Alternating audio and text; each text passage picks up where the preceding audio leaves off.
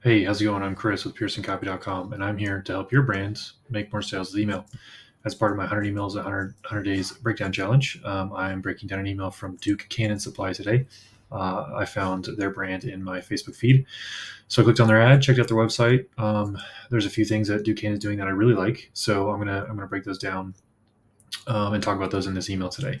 So this email context is a welcome email. So when you sign up to their list, at the time of me signing up, this is the email that I got. I'm going to break down what they're doing great, what I really like about it, some stuff that I would test, and then also some other suggestions that I found that might help them with their welcome series and this email in particular. So let me go ahead and dive in. First, we're going to start with the subject line as always. So welcome to Duke Cannon. That's pretty standard, pretty straightforward. Your subject line here when it comes to like welcome to brand or welcome to movement. It's pretty straightforward, pretty standard. You can always test this. You can always say Duke Cannon Country or entering Duke Cannon Country could be the subject line because they say that down here, welcome to Duke Cannon Country. So you could play with that a little bit, maybe have a little bit of humor, but keep the brand name in there so people know that this is the email they were looking for. Also, the welcome email typically has the highest open rates because people are expecting it or they are looking for it. So you can have a little bit more fun, maybe be a little more clever with this and just test and see which one's going to get you the most attention to get them into this first email. So yeah, just a few ideas here. I really like the idea that I'm thinking about it entering Duke Canyon country.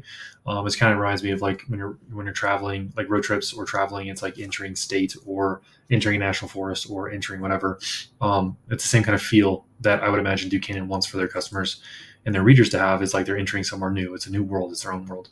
That's something I mentioned down here as a comment, which we'll get into in a second, of like creating your own world. Like you're inviting you're inviting your readers and your customers into your environment, into your world, into your place, and saying, hey, this is how things go around here. So that's something I think they could play with here a little bit more with that theme. One thing here, I did mention quite a few videos that I've done so far. That's the from name and the from email address. A lot of comments there, so go check out other videos on that. But the one thing here I want to make note of is the no reply at ducannon.com. So when you have a no reply email, well, that may deter people from applying from you, and maybe you don't have somebody to man the email address, or you don't have somebody to manage that, or you just don't want to deal with replies. That's totally fine, totally understandable. There's business reasons for that. From an email engagement platform standpoint, or even a service provider like Gmail, AOL, iCloud, things like that. Not allowing customers to reply can actually it doesn't create a negative situation. But what it does is it takes away a positive. So a reply to your email, whether positive, negative, or otherwise, is considered a positive signal to providers like Gmail, Apple, iCloud, all those email providers. It's a positive signal to them that your customers and your subscribers, that particular one, wants emails from you. You're emailing them, and they're replying back because they know who you are. So that's something I always suggest with brands is, hey, let's talk about this no reply email.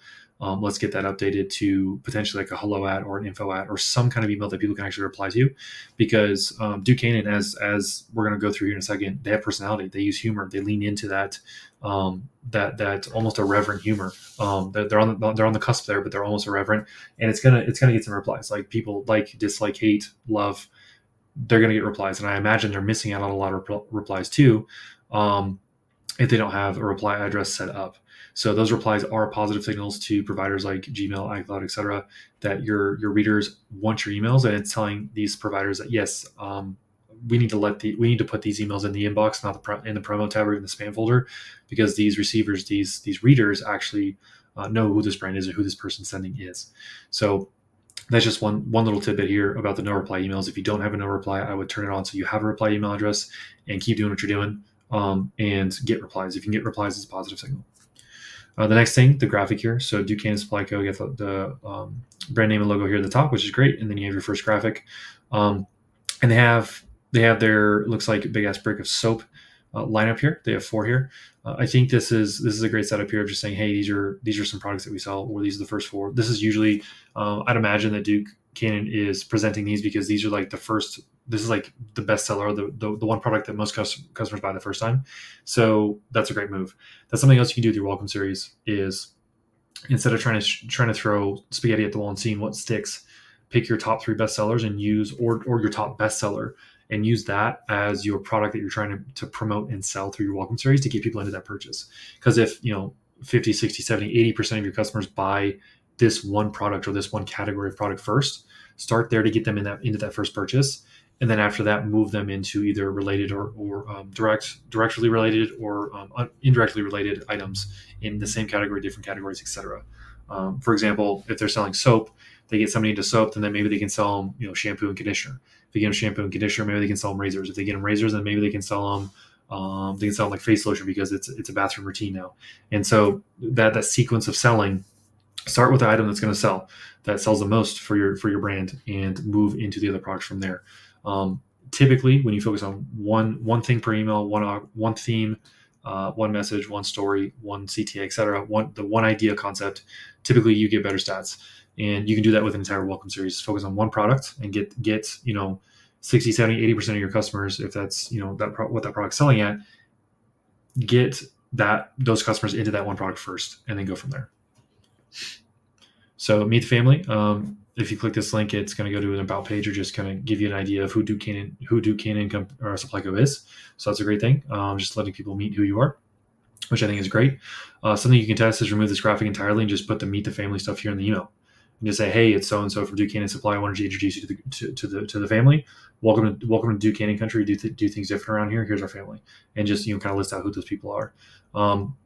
That's a strategic choice if they want to move people to the website, or if they want to keep them in email and just have them read. That's something you can talk. There's pros and cons on both sides of that. So that's something I would potentially test here, is maybe do an A/B test with this welcome email, this first one, and see which one gets better clicks and better sales even. Because you can say meet the family and have them click to the website, or you can just have the text read it and then say, hey, go use this coupon, click on the site. Everybody buys soap first, go check out the soap and see which one gets more sales, more clicks, and just go from there. So that's something you can do here with this graphic, is change it into plain text. The next piece here. So this first paragraph is basically just calling out their ideal customer via values and beliefs. So Duke Cannon hails from a simpler time when the term handyman, in quotes, was redundant, when chivalry and patriotism weren't considered old-fashioned, and when you never put the word salad next to bar. So there's three values, beliefs, perspectives there that they're calling out their ideal customer, and they're not directly saying, hey, you're X, Y, and Z. What they're saying is these types of things. This is what you believe in. This is what you think the world should be. And this is the time that you want to be a part of. And this is the perspective that you have on the world. So that's a great piece of copy here. This paragraph is fantastic. Calling out your customer without actually saying you're my customer, but saying, hey, if you like red shirts, if etc. When the term handyman was redundant, so like handyman that's just who you are. Like that, you don't have to call it something. It just is what it is, right? When chivalry and patriotism weren't considered old-fashioned, when it's the norm, right? When you ever put the word salad next to a bar. So when you're going to a bar, it's not to eat salad. It's usually to meet up with friends, drink some beers, have a good time. So that right here calls out the customer without actually saying who they are directly, and it's more of an indirect, like, if you believe in this stuff, we're going to get along fine. Next paragraph here is a promise that Duke Cannon Country makes to the reader. We promise not to bombard you with needless junk. So I think that's a slippery slope to say we're not going to bombard you with needless junk. So if you're telling your customer we're not going to email you, then what are you going to do? Like, they're on your list. So are you going to email them? Are you going to send smoke signals? Like, what are you going to send? So I think that there could be an update here on this and say, hey, we're only going to send you stuff that you care about. We're only going to send you stuff about our products or behind the scenes, or don't even say we're not going to do something. Say you're going to do something and set the expectation up front. I prefer to say we are going to send you emails every week, 1 to 2 emails every week, and it's going to include this type of stuff. Like one email is going to be behind the scenes, the other is going to be testimonials and case studies, and both of those emails are going to be selling products. And if that's not why you're here, then click here to unsubscribe and get people off your list. If that's okay with you, let us into your inbox. We can build a relationship, and you can become part of our family and the brand. Then this is what we send. I think keeping things vague and saying we're not going to bombard you with needless junk, it gives way too much imagination to the reader of saying, oh, well, what is needless junk to the reader, each individual reader, right? Because one person might say testimonials and case studies, I don't really give a shit. I don't care about that. Like, I don't care that other people are having success with this thing, but that's all you send them, they're going to leave. But yet another customer over here loves that stuff, and you stop sending it. Now they're going to leave because you're not sending the right thing. So it's like, psychologically speaking, set the expectation of what you're going to send, and the right people who you just set up with the beliefs in the paragraph before, if they believe this stuff, then the expectations you set here should be, or you can make them very strict and very straightforward, of like, this is what we're sending. And if you believe the stuff we mentioned above, you're going to love this. And like, just step forward and say that and own that. playing the what do you want to call it, the contrarian here, and say we're not going to send you marketing emails. It's like every other brand's doing that. Like literally every other brand that I've come across, that they say something similar to this. So it's not unique, right? What is unique is, here's the expectation. Here's what we're going to do. If you're the type of person that we just mentioned, the salad not next to bar, the handyman, the patriotism, the chivalry, we're going to do. If you're that person, you're going to enjoy this.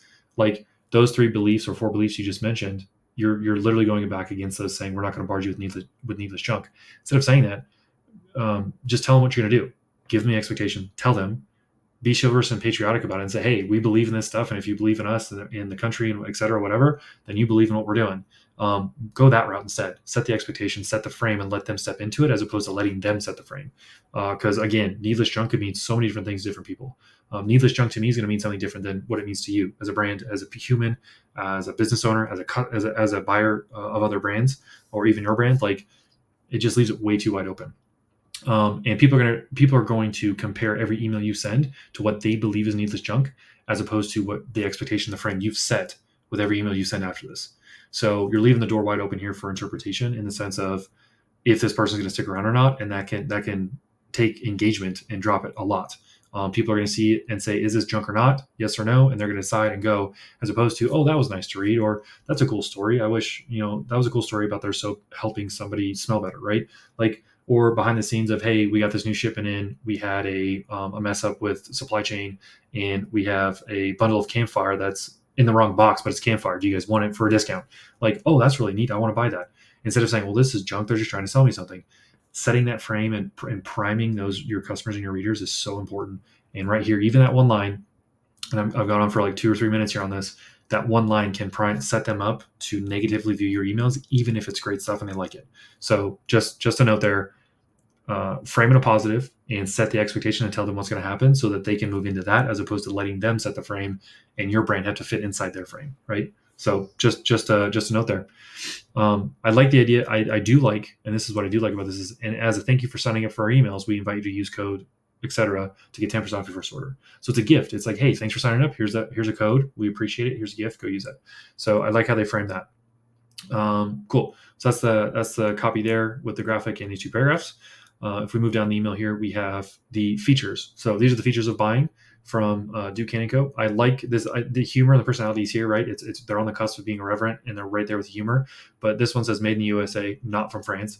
So there's an inside joke here. There's something here that maybe the customers know, the business knows, or they're just making a joke of like, hey, we're not shipping fragrance and stuff over from France to sell you this. Like, it is made in the US and we keep it here. A portion of proceeds benefit US veterans. That's awesome. Not for clowns, and it has an axe here. So this right here, this goes back to the replies thing, because everybody that emails and complains about your emails can be called a clown.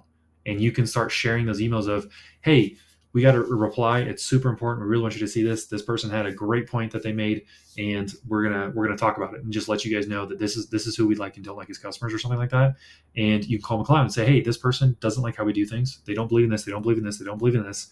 And this is why we remove them from our list. And we don't want people like this on our list. So if this is you, unsubscribe now. If you're not like this and you want to support us, go buy. And here's the coupon code, or just go click a link to go buy. So you guys are setting up perfectly to actually have replies come in and use that to sell things. It is more like troll hunting, where it's like, if people reply in and they're being jerks, and you put them on display and say, hey, this is not the type of customer we want. It can cause some negative backlash, because other trolls are going to come out of the woods and say, hey, or out from under the bridge and say, hey, we don't think you're doing the right thing. Okay, cool, great, but you're not our customer, so leave. Like, there's the door, there's the unsubscribe button, get out of here. This right here is entertainment, it's drama. People will subscribe just to see this, which means they're going to read your sales messages, and they're going to lean in. And if you guys want to make more sales with email, this right here, you're setting up perfectly with who your beliefs and values are here, not for clowns. You've got the frame, like the frame is there. And I think you guys need to open this up to replies. If you don't already have a reply email set up, that's just not listed here. I'm assuming it's no reply. That means nobody can reply at all. But if you guys don't, I would set it up and try and get the clowns to come out and talk negatively about your brand, so you can put them on display and say, hey, if you're not our customer, this is what you sound like. If you're our customer, you click this link and buy. And you'll polarize people. And while that does create some backlash, it usually creates a ton of sales. So a little insight there. And then you have your menu here, socials, and the rest of your footer information. So so three big insights here. Here's the three big insights I would take away. One, the subject line is great, perfect. It's the standard welcome to brand. I would say update this to entering Duke Canning country and maybe play with that and see if that test gets you more clicks, more opens, more buys. Second thing, I think that introducing this product line, I'd imagine it's because it's probably your best seller or it's the one that gets sold the most. So you're introducing it first. That's great. I would test this graphic against the plain text section that says meet the family, and you do your meet the family section in the email as plain text. Maybe some images of faces if you want to go that far, but I go plain text first and just say, hey, here's our mission, here's our values, here's our beliefs. And if that's you, then it sounds like this, and you have this little paragraph here to segue into the coupon code. That's the second one. The third one, I think is huge, is your personality and your humor. And I specifically the not for clowns. I think having an email having your address that people can reply to and get the clowns to come out from the circus and come out in the public, and you can put them on display and just rip on them a little bit. You're going to get attention that way. There's email copywriters that do this. There's other brands that do this. There's businesses and companies that do this too, and people know who they are. Like when you hear about these like Twitter wars and stuff, it's like, oh, I know who's doing that. Like, right? You can probably think of a brand right now on Twitter that fast food chain restaurant, which I'm not going to name, but there's a couple that go after each other on Twitter, and it's absolutely hilarious. If you haven't heard of that stuff, go Google that and look at it. That's like the extreme. Like they literally go at each other punch for punch and make fun of each other and like call stuff out. Customers go after them. They go after the customers, and it just gets a ton of attention. So this not for clowns thing, huge opportunity. So those are the three big insights. With that being said, thanks for watching. I hope that you can take these insights back to your brand, use them inside of your email welcome series and your automations. If you do use them and you get some results, let me know. I would really enjoy hearing about what you did and how you got those results and what you're doing moving forward, and then maybe help out a little bit in what to do next with your email setup. So thanks for watching, and I hope you have a good one.